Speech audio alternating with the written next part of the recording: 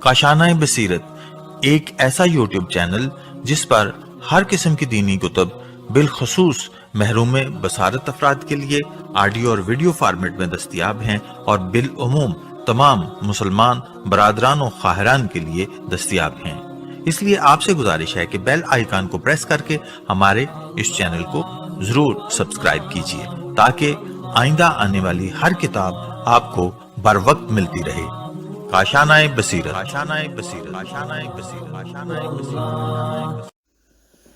اعوذ باللہ من الشیطان الرجیم، بسم اللہ الرحمن الرحیم۔ کاشانۂ بصیرت یوٹیوب چینل کے بابصیرت سامعین، السلام علیکم۔ میں پارٹ 2 کے ساتھ حاضر ہوں، اور کتاب جس کا مطالعہ ہم نے آغاز کیا تھا اور اس کو مطالعے کو جاری رکھے ہوئے ہیں، اس کا نام ہے نہج البلاغہ کا تصور الوہیت، اور ہم صفحہ نمبر 2 تک پہنچ چکے تھے،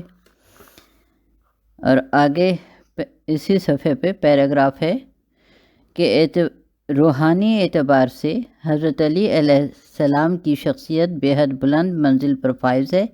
اب اگر بات اس اعتبار سے چھڑی جائے کہ حضرت علی علیہ السلام روحانی قافلے کے سردار اور عظیم روحانی قوت کے مالک ہیں، اور روحانی قوت کے مالک ہونے کی حیثیت سے انہوں نے مشکل حالات، یعنی ان حالات میں جہاں افراد کے کردار کسوٹی پر پرکھے جاتے ہیں، کیا اقدامات کیے، تو پھر سوچ بالکل دوسری سطح پر عمل شروع کر دیتی ہے، اور پھر یہ انداز فکر اہمیت کا حامل باقی نہیں رہتا کہ ایک دانشور کا خیر سے دور ماحول میں کیا رد عمل ہوتا ہے، اس لیے کہ فرض یہ کیا گیا ہے کہ روحانی قوت ایک یکسر مختلف بعد رکھتی ہے، اور دانشوری کا متعارف مفہوم ایک مختلف سطح کی چیز ہے۔ اگلا پیراگراف ہے کہ روحانی قوت مافوق البشر صلاحیتوں کی موجودگی کا پتہ دیتی ہے، اور حیات کا وہ ڈرامہ جس میں دو متخالف رجحانات کی کشمکش کے نتیجے میں فرد کا کوئی رد عمل سامنے آتا ہے، اپنی عملی معنویت کھو دیتا ہے۔ اس کشمکش کے دوران فرد کی اپنی ساخت میں جو صلاحیتیں موجود ہوتی ہیں وہ ابھر کر سامنے آتی ہیں، اور ایک کرب ایک شدید دباؤ اور جذباتی اور ذہنی کھنچاؤ ہوتا ہے جس پر فرد کو قابو پانا ہوتا ہے۔ اگلا پیراگراف ہے کہ قابو پانے کی یہ منزل فرد کی اپنی صلاحیتوں کو جو اس کے اپنی ساخت سے پیدا ہوتی ہیں ابھارنے کا سبب بنتی ہے، لیکن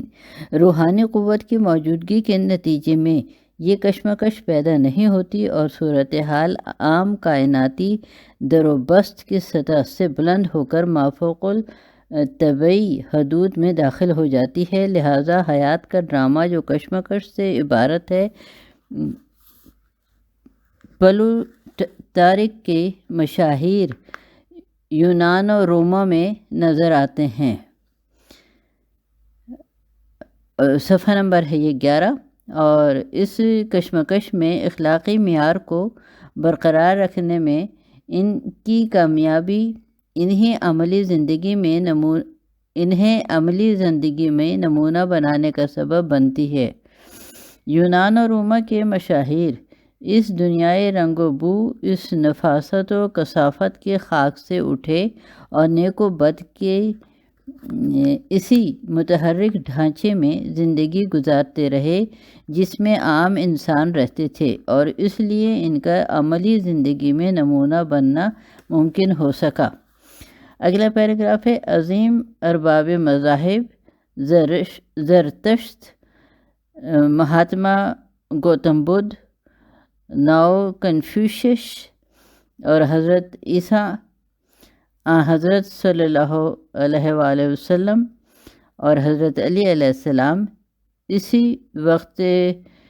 اسی وقت نسل انسانی کے لیے نمونہ بنتے ہیں جب ان کا رشتہ اس کائنات کے تضاد زدہ فریم سے ہو، جہاں ہر لمحہ صورتحال متغیر ہوتی رہتی ہے اور نیک و بد کے نقطے اپنے زمانی و مکانی مقامات بدلتے رہتے ہیں، جس سے ہر لمحہ نیکی و بدی کے اخلاق کی نوعیت کا فیصلہ کرنا پڑتا ہے۔ غالباً یہی پہلو ہے اس امتیاز کا جو فرشتے اور انسان میں روا رکھا گیا ہے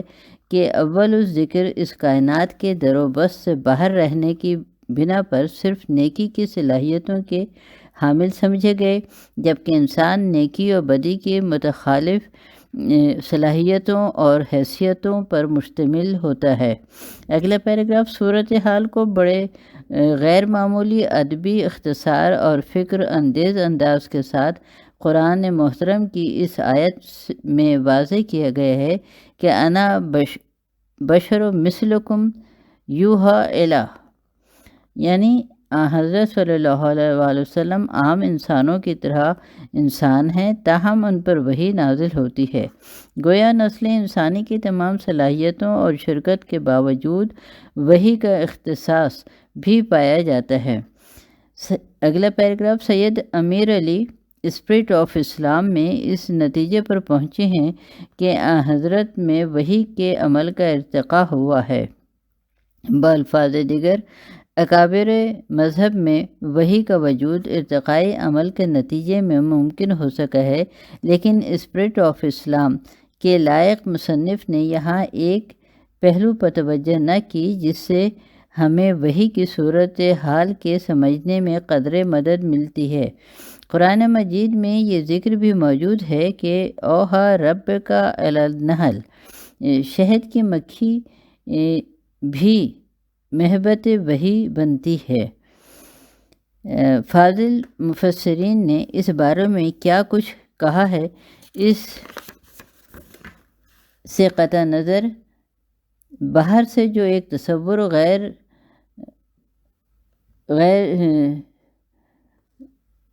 غیر وابستہ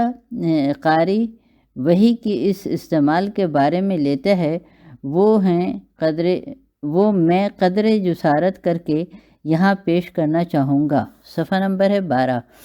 یہاں اگلا پیراگراف ہے کہ یہاں یہ بات پھر پیش نظر رہے کہ یہ کتاب خالص غیر مذہبی انداز میں لکھی گئی ہے، اور اس لیے مجھے مذہبی قارئین جن کی جذبات کی میں بہت قدر کرتا ہوں معاف کر دیں کہ عام نہج سے ہٹ کر مسائل کی تشریحات پیش کرنے کی صحیح کی جا رہی ہے، جو اس لیے شوخ چشمی نہ قرار دی جائے کہ یہ تشریحات عام نہج سے ہٹی ہوئی ہیں، اس لیے کہ متعارف مذہبی اور عقیدت مندانہ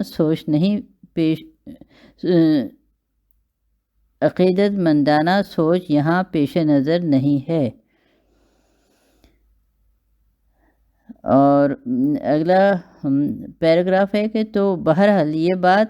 کہ شہد کی مکھی کی طرف بھی وحی کی جاتی ہے جس تصور کو ذہن میں ابھارتی ہے وہ یہ ہے کہ وحی کوئی ایسا مفہوم رکھتی ہے جو صرف انسانوں پر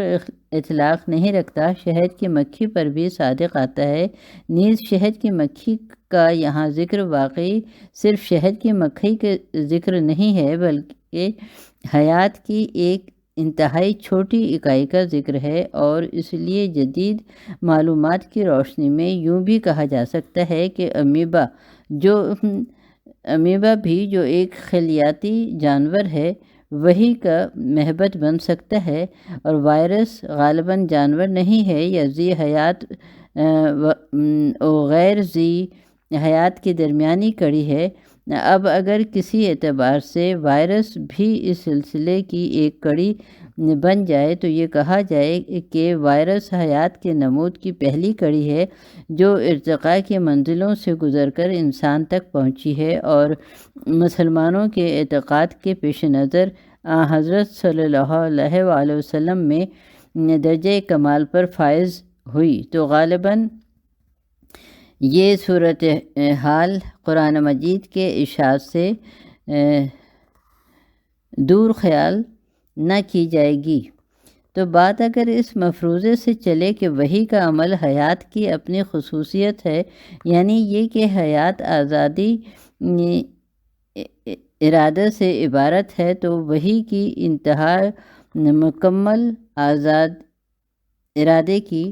نمائندگی کرے گی، اور یوں وہ نقطۂ نظر کہ وحی مافوق الطبیعت قوت کی ہم معنی ہے صحیح نہ رہے گا۔ یعنی پھر اساسی بات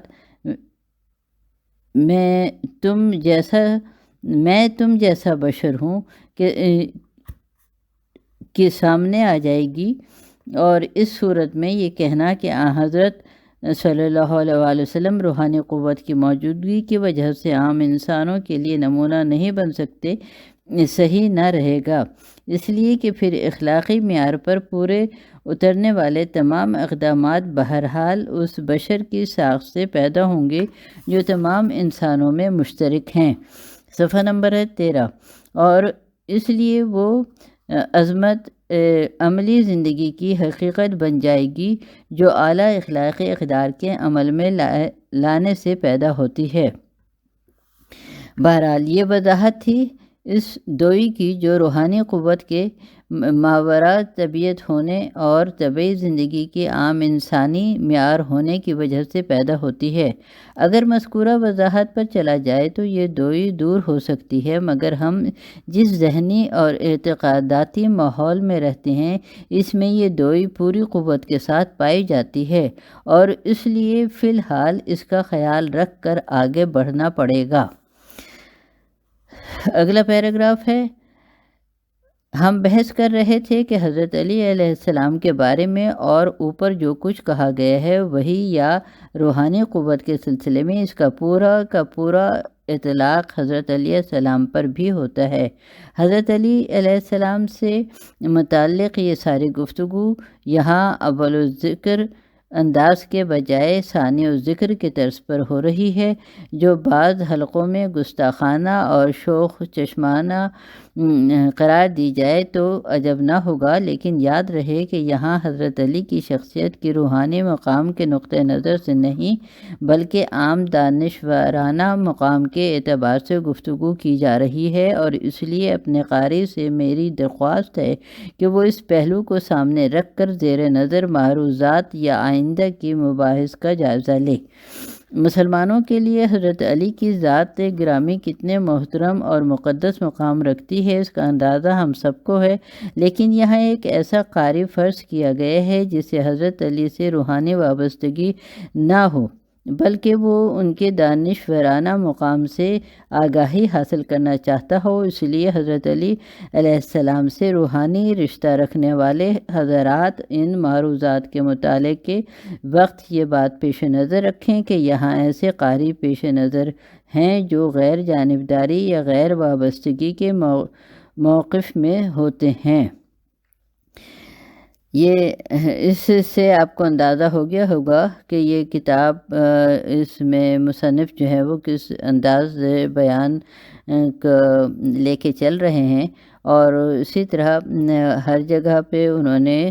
صرف حضرت علی ہی مطلب لکھا ہے، اور ہم جس طرح علیہ السلام بولتے ہیں اس طرح نہیں کیا، مگر یہ کہ اور اسی انداز سے میں اس کو ٹھہر کے آپ کے لیے گوش گزار کر رہی ہوں تاکہ آپ اس کتاب کے جو صحیح مطالب ہیں ان کو صحیح انداز میں سمجھ سکیں۔ تو اگلا پیراگراف ہے کہ یہاں انسب ہوگا اگر ایک اس مسئلے پر جو مذکورہ بحث سے قریبی تعلق رکھتا ہے کچھ سوچا جائے۔ عصمت کا سوال علم کلام میں خاص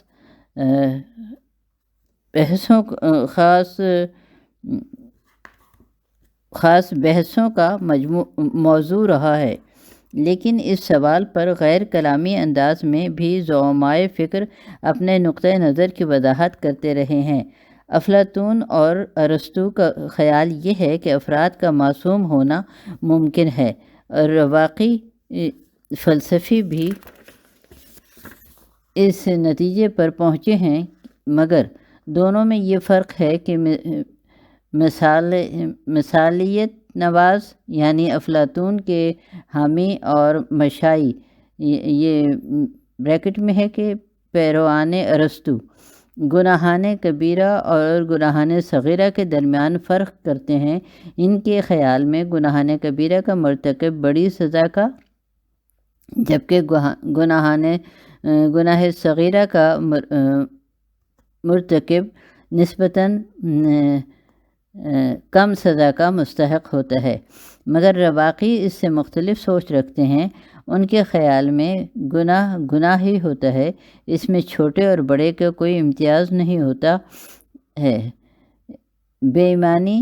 ایمانی ہی ہے، چاہے ایک دھیلے کی ہو یا 1 کروڑ روپے کی، اور اس لیے صغیرہ اور کبیرہ کے درمیان کسی قسم کا امتیاز صحت پر مبنی نہیں۔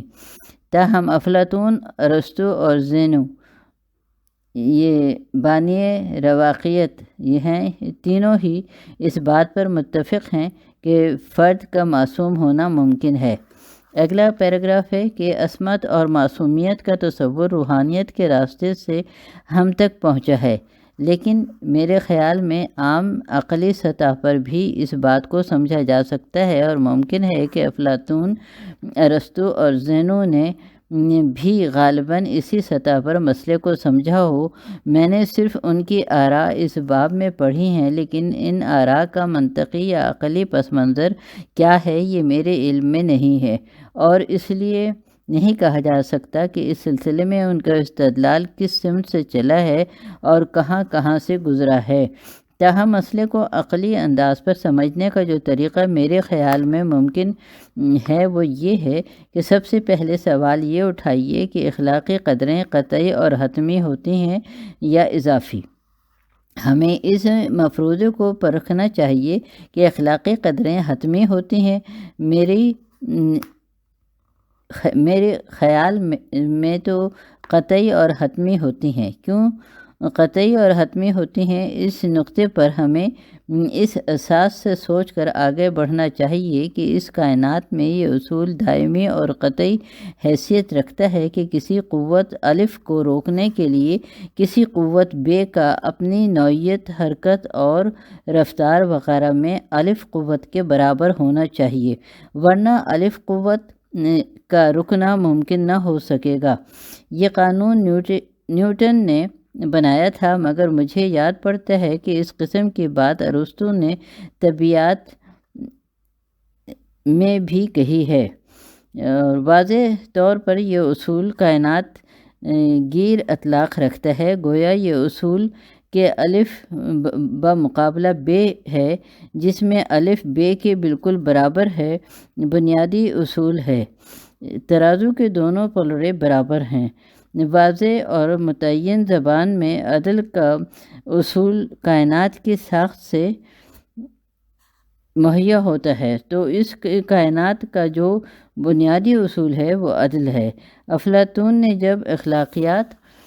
کی بحث چھیڑی تو سب سے پہلے عدل کے تعین پر گفتگو کی اور یہ طے کیا کہ عدل کا اطلاق انفرادی سطح پر نہیں، اجتماعی سطح پر ممکن ہے۔ صفحہ نمبر ہے 15۔ لیکن اوپر کی مختصر سی بحث سے یہ نتیجہ نکلا کہ عدل کا اطلاق اس کائنات کے ہمہ گیر اصول کے طور پر ہوتا ہے۔ بالفاظ دیگر اخلاقیات کی بنیاد طبیعیات پر رکھی ہوئی ہے۔ ساتھ ہی اس سے یہ نتیجہ بھی نکالیے کہ اخلاقیات حتمی اور قطعی اساس رکھتی ہیں، اور یہ خیال کہ اخلاقی قدریں اضافی حیثیت کی حامل ہیں صحت پر مبنی نہیں ہے۔ صحت پر مبنی یوں نہیں کہ اگر ایک اخلاقی قدر کی بھی قطعیت رکھتی ہے تو قضیہ غلط ہوگا کہ اخلاقی اقدار اضافی ہوتی ہیں۔ اگلا پیراگراف ہے، پھر یہاں یہ بات بھی یاد رہے کہ اگر صرف ایک اساسی قدر عدل کی قطعیت ثابت ہو جائے تو نہ صرف یہ کہ اخلاقی اقدار اضافی ہیں کا قضیہ غلط ہو جائے گا، بلکہ دوسری کئی اخلاقی اقدار کی قطعیت بھی ثابت ہو جائے گی کہ بہت سی اقدار عدل سے ہی پھوٹتی ہیں۔ اگلا پیراگراف ہے، ارسطو نے اخلاقیات کی بنیاد کے لیے ایک نیا اصول متعارف کرایا تھا جسے اصول اعتدال کہا جاتا ہے، ڈاکٹرین آف مین۔ یاد رہے کہ اعتدال عدل سے نکلا ہے۔ اعتدال کا مطلب یہ ہے کہ مثلاً تے نقطہ الف اور بے نقطوں سے یکساں فاصلے پر واقع ہے تو الف اور بے نقطوں کے درمیان یہ تے نقطہ اعتدال کی نمائندگی کرے گا۔ اب رہا عدل، سو وہ اس سے مختلف اصول ہے۔ اعتدال میں ہم نے ایک خط الف اور بے فرض کیا تھا، اس کی اوسط میں تے نقطہ آتا ہے جو اعتدال کی نمائندگی کرتا ہے، مگر عدل میں صورتحال دوسری ہے۔ یہاں ایک خط الف تا بے فرض نہیں کرنا بلکہ دو خطوط الف اور بے فرض کرنے ہیں۔ اب یہ دونوں خطوط مساوی ہوں تو اسے عدل کہا جائے گا، اگر گویا عدل وہ خطوط کی تساوی کا نام ہے۔ پھر عدل کا دائرہ اسی نقطے پر نہیں رک جائے گا۔ یہ کائنات مثبت و منفی کی اکائیوں سے بھری پڑی ہے۔ مثبت کی حیثیت سے اور منفی کی حیثیت سے دو برابر اکائیاں ہیں۔ برابر کا لفظ قابل توجہ ہے، یہ عدل کے ہم معنی ہے، تو گویا ان دونوں اکائیوں میں عدل پایا جاتا ہے۔ عدل پایا جاتا ہے تو مطلب یہ کہ یہ دونوں اکائیاں اپنی قوت و حرکت اور فعالیت میں یکساں ہوں گی۔ اس لیے کہ یکساں نہ ہوں گی تو زائد قوت پر مشتمل یکساں نہ ہوں گی تو جو زائد قوت پر مشتمل ہوگی وہ کم قوت والی کو ہضم کر جائے گی، اور ترکیب و تشکیل کا عمل جو دونوں اکائیوں کے وجود پر دلالت کرتا ہے ممکن نہ ہو سکے گا۔ عمل تشکیل و ترکیب کے لیے دونوں اکائیوں کا اس عمل کے بعد بھی مؤثر رہنا ضروری ہے، ورنہ اگر ایک اکائی دوسری اکائی پر برتری حاصل کر لے گی تو پھر یہ عمل تشکیل و ترکیب باقی نہ رہے گا۔ یہ صفحہ نمبر ہے 16، اور اس سے اب یہ اگلا پیراگراف ہے کہ ہم نے اس اصول پر اب سے پہلے سوچا تھا کہ اگر کوئی اکائی ایک خاص حجم، رفتار اور قوت وغیرہ کے مالک ہو اور متحرک ہو تو اسے روکنے کے لیے بھی ہر اعتبار سے اس جیسی اکائی کا اس سے متصادم ہونا ضروری ہے، ورنہ پہلی اکائی کا رکنا ممکن نہ ہوگا۔ اس دلیل سے ہم اس نتیجے پر پہنچتے ہیں کہ کائنات کی ابتدائی اکائیوں کا جو مثبت و منفی عناصر پر مشتمل ہیں، اپنی تشکیل و ترکیب کو باقی رکھنا صرف اسی وقت ممکن ہے جب اثبات اور نفی برابر ہوں، ورنہ وہ نسبتاً پرسکون حالت میں باقی نہ رہ سکیں گی۔ ایٹم اور ہائیڈروجن بم وغیرہ یعنی ابتدائی کائناتی عناصر سے قوت کا اخراج جسے بم کی شکل میں جمع کیا جاتا ہے، اسی مذکورہ تناسب کے ٹوٹنے یعنی عدل کے ختم ہو جانے سے عبارت ہے۔ اگلا پیراگراف، اس پوری کائنات کے بالکل اجزاء اولیہ مثبت و منفی عناصر ہیں۔ ان کا ذرات کی شکل میں جمع ہونا اور اس حالت میں باقی رہنا صرف اس لیے ممکن ہو سکا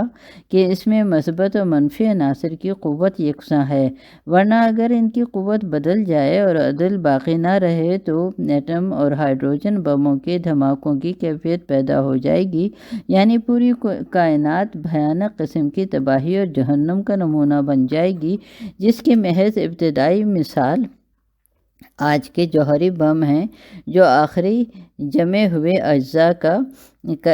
اجزائے کائنات کے مثبت و منفی عناصر کو درہم برہم کر دیتے ہیں۔ لیکن اس بحث سے منطقی طور پر یہ نتیجہ نکلا کہ اگر سکون کی حالت باقی رہے تو کائنات بھی لامحدود مدت تک اپنا وجود باقی رکھ سکے گی۔ گویا وہی ارسطو کی تجویز کردہ صورت کہ ایک بار محرک اول نے اسے پیدا کر دیا تو پھر یہ دائمی طور پر باقی رہے گی اور گویا قدیم ہوگی، اس لیے کہ محرک اول بھی قدیم ہے اور اس کی تخلیق بھی قدیم ہونی ضروری ہے۔ صفحہ نمبر 17 اور اگلا پیراگراف ہے کہ منطقی طور پر صورتحال یہی رہتی اگر حرکت اور حرکت کے نتیجے میں کائنات کے مختلف حصوں میں تصادم کی صورت پیدا نہ ہوتی رہتی، جس سے مثبت و منفی عناصر کا اشتراک ٹوٹ جاتا ہے اور کائنات کے بہت سے حصے دائمی دھماکوں کے زد میں رہتے ہیں، یعنی تشکیل و تعمیر اور ٹوٹ اور پھوٹ کا عمل ساتھ ساتھ جاری رہتا ہے۔ اور یہ مثبت و منفی عناصر جب تشکیل پاتے ہیں تو عام تخالف کے رشتے ہوتے ہیں، لیکن کبھی محض نقیضین کا رشتہ یا نسبت بھی پیدا ہو جاتی ہے اور اس صورت میں ایک اکائی دوسری اکائی کو تباہ کر دیتی ہے۔ غالباً مادہ بریکٹ میں ہے میٹر اور ضد مادہ یعنی اینٹی میٹر اجزاء کا وجود، جس کی جدید سائنس نے نشاندہی کی ہے، اس قسم کی نقیضین رکھنے والی اکائیاں ہیں جن میں سے ایک دوسرے کا وجود برباد کر کے رکھ دیتی ہیں۔ تو بہرحال حرکت اور تصادم کے نتیجے میں جو ٹوٹ پھوٹ ہوتی ہے اس سے مثبت منفی اکائیوں کے رشتے یا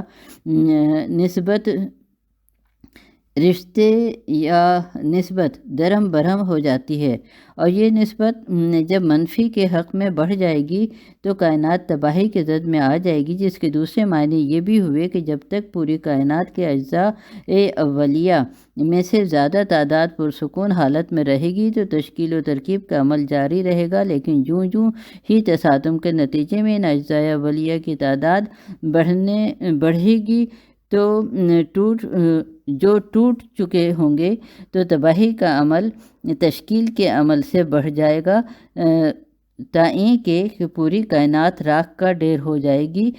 عدم کے آغوش میں جا گرے گی۔ یہیں تک ہم اپنے اس آڈیو کا اختتام کرتے ہیں۔